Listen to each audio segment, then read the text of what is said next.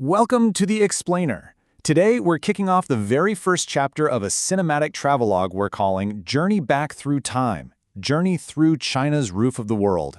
And we are setting our sights squarely on Chengdu. I want you to imagine a place where these misty, ancient, evergreen mountains just seamlessly transition into a sprawling, glowing, neon-lit skyline. It's a city that really defies simple definition. I mean, we're talking about a megacity of 21 million people that just operates on its own totally unique frequency. We're going to explore how a place famously known around the globe as the home of the giant panda is also, quite quietly, becoming one of the most futuristic urban centers on the planet. Okay, let's dive right into this, because this is the core juxtaposition of Chengdu. On one hand, you've got a city with a massive 2,300-year-old pedigree as the capital of the ancient Shu Kingdom, so it's steeped in this rich, almost mythic past. But then, on the exact same hand, you have the literal sci-fi future of China. We're talking about an eco-city building luxury waterfronts, skyscraping financial districts, and driverless transit at just breakneck speed. What makes Chengdu so absolutely fascinating is how its deep ancient history doesn't anchor it to the past at all. Instead, it actually seems to fuel its bold, futuristic ambition. Section 1. Ancient Roots of the Shu. Our foundation in the 4th century BC. To truly wrap our heads around what Chengdu is today, we have to travel all the way back to its foundation. Just take a look at the sheer span of history on this timeline. We start way back in 256 BC with the Duzhangyan irrigation system, then we move to the 7th century with the construction of the Dachi Temple, and then we make this mind-boggling jump to the modern era, where Chengdu's very first metro line only opened in 2010, followed by the incredibly striking science fiction museum in 2023. But what's truly incredible here is that the engineering marvels from the left side of this timeline, like that 2,200-year-old irrigation system, well, they are still actively feeding this land of abundance today. So the absolutely crucial point here is just how brilliantly this ancient engineering works.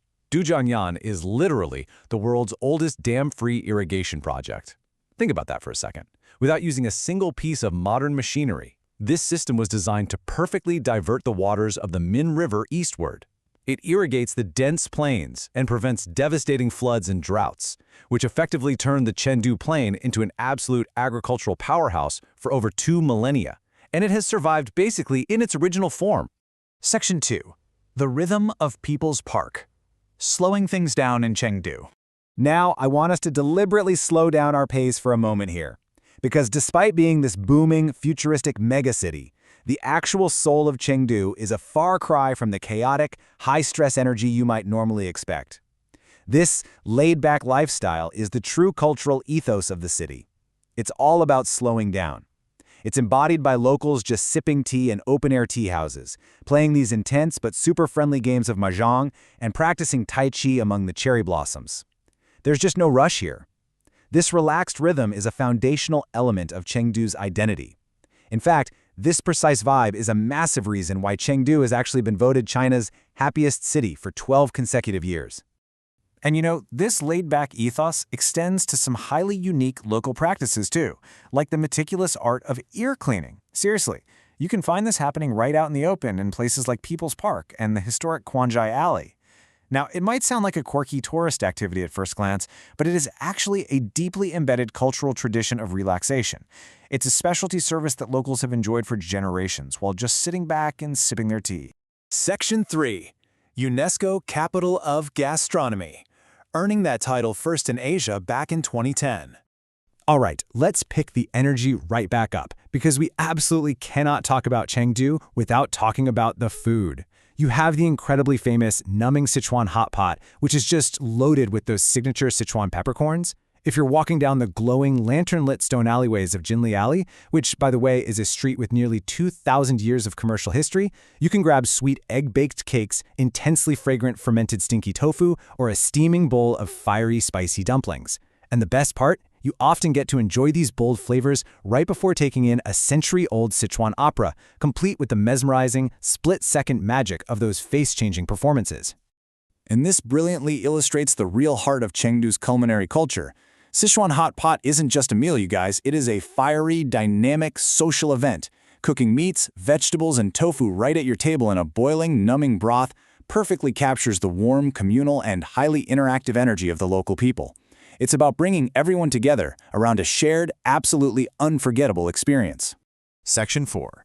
Building a sci-fi future, moving at blinding speed. But just as you get completely comfortable in those quiet tea houses and historic alleys, the city completely flips the script on you. 1. That is the staggering number of years it took to construct the massive Chengdu Science Fiction Museum. Commissioned for the 2023 Global Convention, this ultra-modern building was designed by Zaha Hadid Architects, and it looks like a massive 7-point metallic star floating right on the glassy surface of a lake. It literally looks like a spaceship touching down on an alien planet. And again, from concept to completion, that took 1 single year. And the monumental scale of this place definitely doesn't stop there. Take the Global Center, for example. This is Asia's largest single building in terms of floor area. It is vastly larger than any arena or stadium you can possibly imagine. To give you an idea of its colossal footprint, this single structure contains an entire indoor water park with an artificial beach, huge shopping malls, 2 business centers, hotels, and an Olympic-sized ice skating rink, all sitting under a giant LED sky ceiling. It's almost hard to comprehend. The speed of development here is practically unheard of anywhere else. To truly grasp this rapid eco-city expansion, let's look at some numbers. Chengdu built 558 kilometers of metro track in just 14 years. To put that into perspective, that is a larger subway system than New York or London, built in a fraction of the time.